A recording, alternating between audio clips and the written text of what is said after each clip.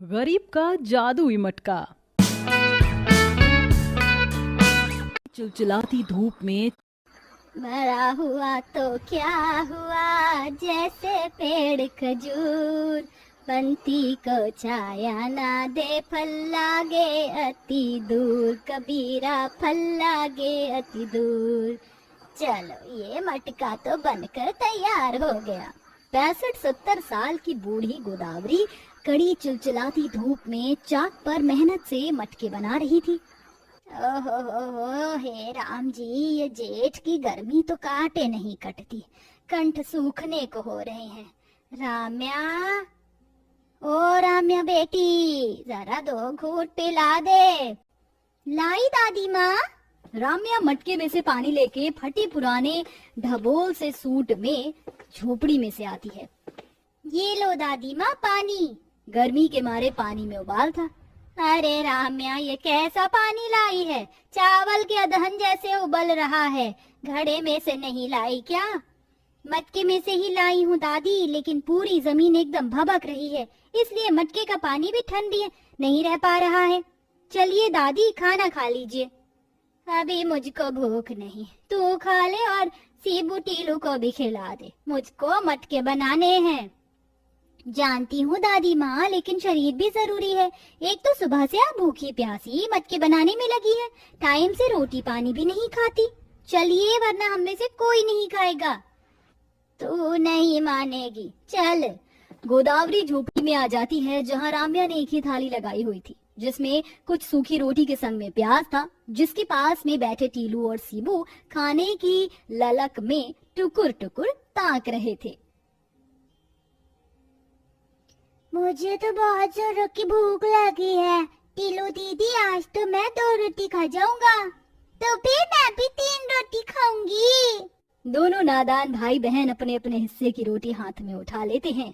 झोपड़ी के छत और सिरे से लू भरी गर्म हवा सीधा अंदर आ रही थी, जिसे बच्चे पसीनों में तरबतर थे। घर की ये गरीबी भरी परिस्थिति गोदावरी के मन में सवाल पैदा कर देती है।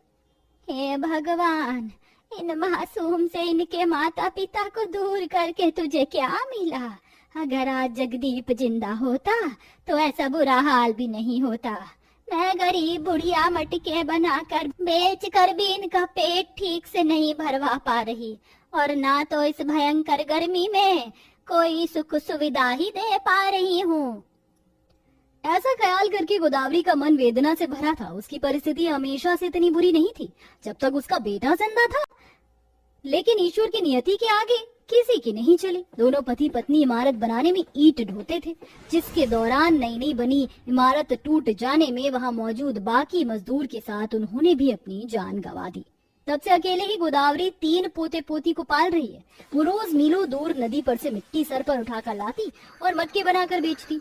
वो खाना ही खा रहे थे कि तभी एक कोयल पंछी अधमरी अवस्था में हाफता हुआ आंगन में आके गिर जाती है। अरे, लगता है हमारे आंगन में कोई चिड़िया उड़ाई है, बेचारी प्यासी होगी।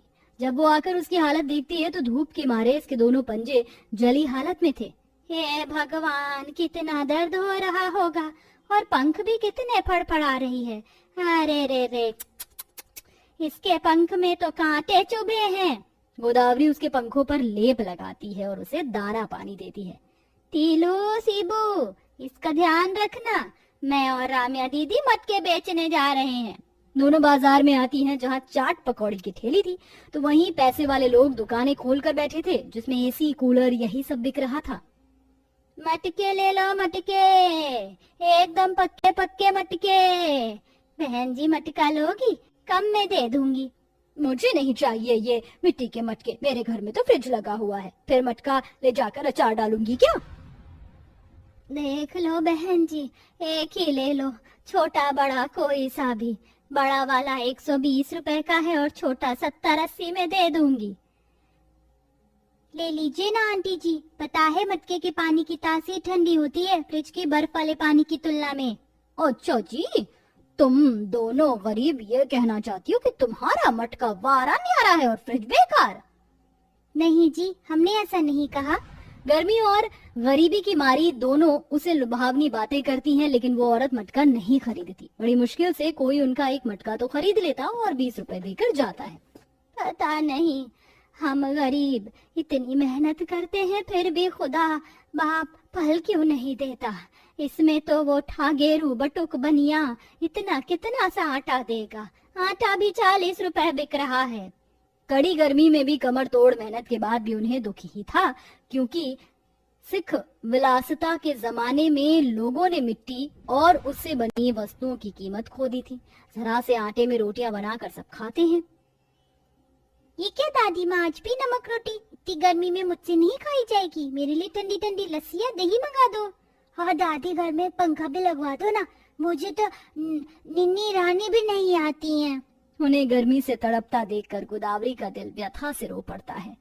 ला दूंगी पंखा भी मेरे लाल, बस थोड़ा टाइम दे, अभी परिस्थिति मेरे हाथ में नहीं। वहीं पंछी बैठी बैठी उनकी दुविधाओं को सुन रही थी। जहाँ पैसे वाले लोग गर्मी में एसी, कूलर, फ्रिज को सुख सुविधा भोग रहे थे, इधर गरीब परिवार दिन रात गर्मी सह रहे थे।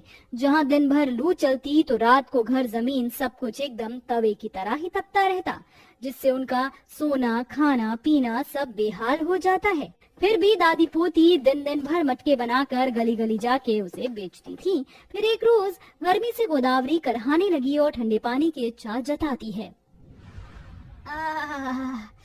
माँ, लगता है ये गर्मी मुझको ले बीतेगी। दादी ऐसा मत बोलो, तुम्हारे सिवा हमारा कोई भी नहीं है। बेटी मुझे पानी पिला, गला सूख रहा है। लाई दादी, हे भगवान, ये पानी कितना गर्म है, काश कि ये ठंडा होता। तभी वह पंछी एकदम सोने की चिड़िया बनाकर चोंच से इंसानी भाषा बोलती है। राम्या, रो मत, तुम्हारी इच्छा मैं पूरी करूंगी। तुम बोल सकती हो प्यारी पंछी, पर कैसे? हाँ, मैं बोल सकती हूँ, क्योंकि मैं एक जादुई पंछी हूँ। मैं एक ऋषियों के आश्रम से उड़कर आई हूँ। जिस पेड़ के नीचे ऋषि मुनि साधना करते थे, मैं उसी पेड़ पर रहती थी, इसीलिए उनकी सिद्धि से मैं भी जादुई हो गई। अब तुम जल्दी से जाकर एक मटका मेरे पास लाओ। राम्या एक मटका उठाकर जादुई चिड़िया के पास लेकर आती है, जिसे चिड़िया जादुई मटका बना देती है। ये लो, मैंने इस मटके को जादुई मटका बना दिया है। अब ये मटका तुम्हारी हर एक मांगी हुई इच्छा को पूरा करेगा। तुम जो भी मांगोगी तुम्हें मिल जाएगा। जादुई मटके की राज बात कहकर वह चिड़िया उड़ चलती है। ये मटका तो मिट्टी का ही है, तो फिर जादुई कैसे हो सकता है? यह तो आजमाने पर पता चलेगा दीदी। टीलू जादुई मटके में ऊपर के सिरे तक पानी भरकर इच्छा मांगती है। अगर ये मटका जादुई है तो अभी के अभी ये पानी बर्फ वाले ठंडे पानी में बदल गया। तभी एक रोशनी चमचमाती है और पानी बर्फ के ठंडे पानी में बदल जाता है। अरे वाह, ये तो सच्ची मच्छी का जादुई मटका है। राम्या गोदावरी को जादुई मटके का ठंडा पानी पिलाती है, जिसे वह बिस्तर से उठ जाती है। ये तो कमाल हो गया, मेरे शरीर में जान भी नहीं मिल रही थी और एकदम से मैं खड़ी हो गई, जैसे कि इस अमृत पी लिया हो।